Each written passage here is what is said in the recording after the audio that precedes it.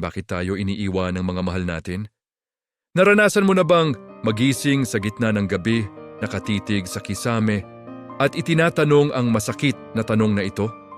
Ito ay isang tanong na umaalingaw-ngaw sa mga bakanteng espasyong iniwan nila sa katahimikang dati ay puno ng kanilang tawa.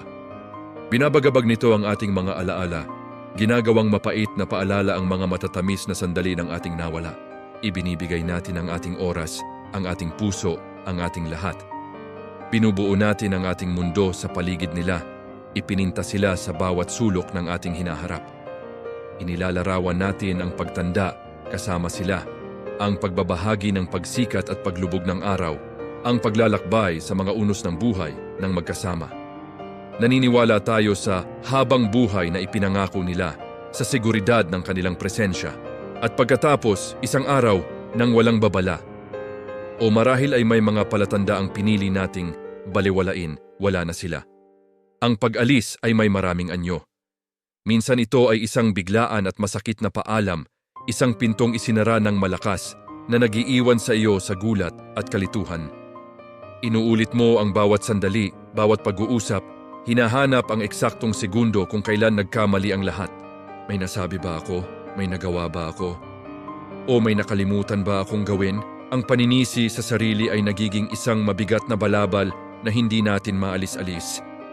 Sinusuri natin ang ating sarili, piraso por piraso, sinusubukang hanapin ang nakamamatay na kapintasan na nagpawalang halaga sa atin para sila ay manatili. Sa ibang pagkakataon, ito ay isang mabagal at masakit na paglaho. Ang mga mensahe ay nagiging mas maikli, ang mga tawag ay dumadalang. Ang init sa kanilang mga mata ay lumalamig sa isang magalang na kawalang bahala.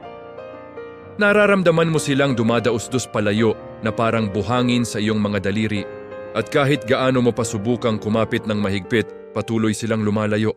Ang mabagal na pag-alis na ito ay isang kakaibang uri ng paghihirap na pinipilit kang saksihan ang pagkamatay ng isang koneksyon sa real time na nag-iiwan sa iyo na pakiramdam ay walang kapangyarihan at lubos na nag-iisa.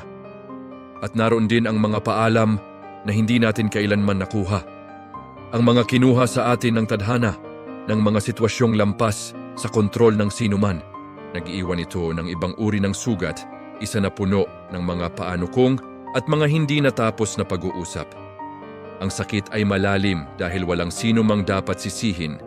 Walang dahilan na mahahanap kundi isang malawak at bakanting espasyo kung saan dati ay naroon ang isang mahal sa buhay. Kaya itatanong nating muli, bakit sila umaalis? Ang totoo, walang iisang simpleng sagot. Ang mga tao ay komplikado. Minsan ang mga tao ay umaalis dahil sila ay nasa sarili nilang paglalakbay ng pagtuklas sa sarili.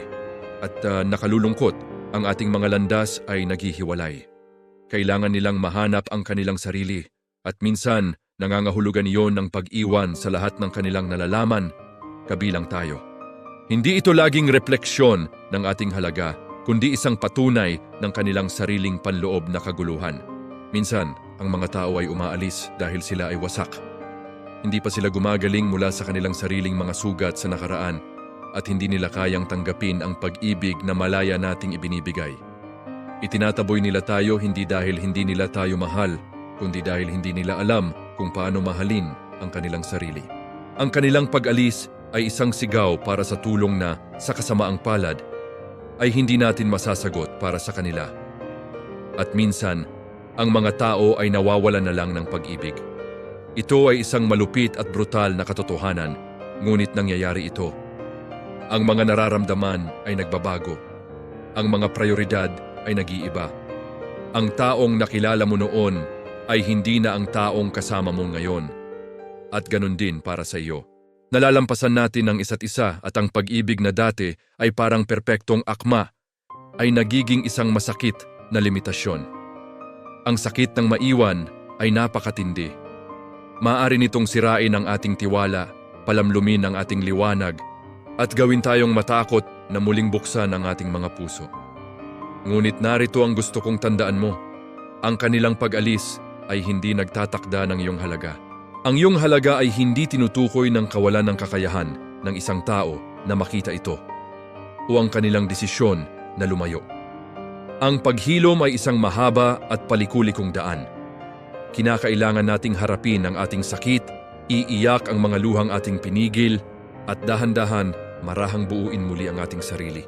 Nangangahulugan ito ng pag-aaral na makahanap ng kaginhawaan sa sarili nating piling.